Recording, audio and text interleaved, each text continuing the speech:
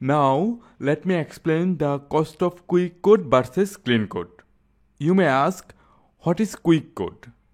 Suppose you have to write some code and you don't have enough time to think about this. You don't have enough time to clean this code, or you can do some refactor on this code, but you have to finish as soon as possible without doing any good practices. If you have such mindset or your boss impose such a rule, then you have to develop such quick messy code.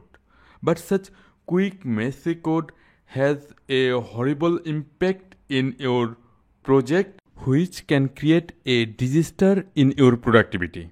Let me explain in a visual manner.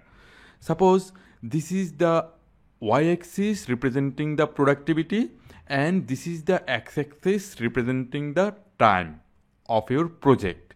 So when you do quick messy code practice, your productivity curve will look like this.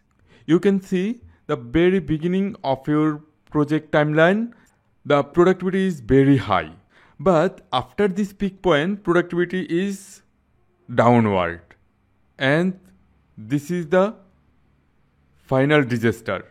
It is very disappointing. After this time being, this productivity will never upward due to such quick messy code. But when you do such clean code practice, your productivity curve will look like this, which is very fantastic.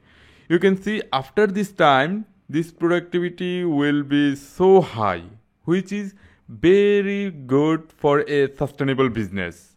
But at the very beginning, you can see the comparison. The clean code is developed so slowly. So, if you have a visionary mindset, you have to ensure clean code in your workspace.